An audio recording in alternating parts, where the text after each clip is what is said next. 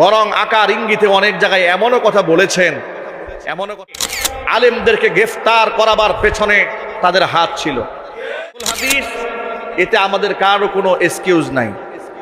তাহাজ্জুদ গুজারি শুনেছি, যতটুকু শুনেছি এতেও আমাদের কোনো দ্বিমত নাই। তিনি কান্নাকারি করেন, তাসবিহ তাহলিল করেন, তার ব্যক্তি ইবাদতে আমাদের কারো মনে কোনো কষ্ট নাই, তার ব্যাপারে কোনো আঘাত নাই। সেই মুআমালা একমাত্র আল্লাহর সাথে, তার সাথে, ঠিক কিনা?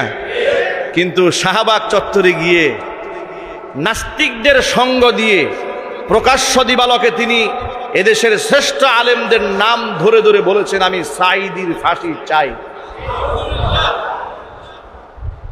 এই একজন নিরপরাধ আলেমের নামের তিনি ফাঁসি চেয়েছেন, নাস্তিকদের সঙ্গ দিয়েছেন।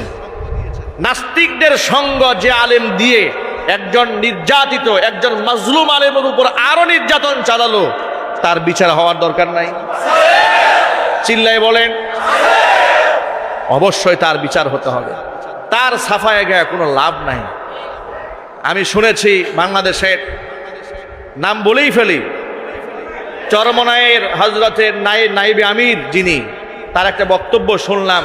ফরিদুদ্দীন মাসুদ সাহেবের অনেক প্রশংসা করছেন যে তার বিয়াই হন, তালুই হন, ইত্যাদি ইত্যাদি হন, অনেক কিছু হন, আমাদের কোনো অসুবিধা নাই। তিনি বড় আলেম, এটা মানতে আমাদের কোনো অসুবিধা আছে? তিনি যে তাহাজ্জুদ গুজার, এটা মানতেও আমাদের অসুবিধা আছে? নায়েবে আমিরুল মুজাহিদিন বলেছেন, যদি কোনো মিথ্যা মামলা করা হয় তাহলে থানা ঘেরাও করা হবে। মিথ্যা মামলার পক্ষে আমরা নই। তিনি আলেম হয়ে আলেমের পক্ষে কথা বলেছেন। আমরা নায়েবে আমিরুল মুজাহিদিনকে আমরা ধন্যবাদ জানাই যে আপনার এই বক্তব্যে আমরা দারুণ খুশি হয়েছি। কিন্তু এই খুশি আমরা আরো অনেক আগে হতে পারতাম। যেদিন মামুনুল হক অ্যারেস্ট হয়েছিল, আপনি যদি বলতেন মিথ্যা মামলায় গ্রেফতার করা হয়েছে, থানা ঘেরাও করা হবে, সেদিন আমরা আরো অনেক খুশি হতে পারতাম।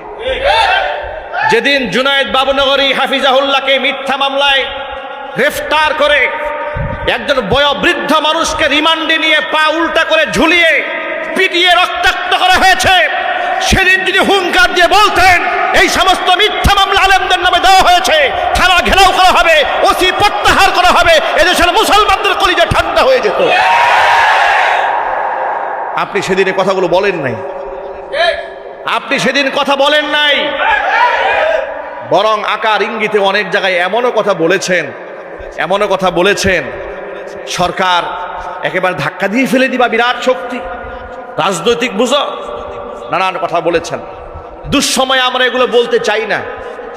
আমরা জাতির ঐক্য চাই, তবে মনের কিছু ব্যথা এই জন্য শেয়ার করলাম যে আজকের এই দিনে যখন গোটা বাংলাদেশের মুসলমানরা ক্ষত বিক্ষত, রক্তাক্ত, মুসলমানদের কলিজার মধ্যে ঘা এখনো শুকায় নাই, গাদ্দারদের প্রশংসা কোন সাহসে জাতির সামনে আপনি উচ্চারণ করেছেন?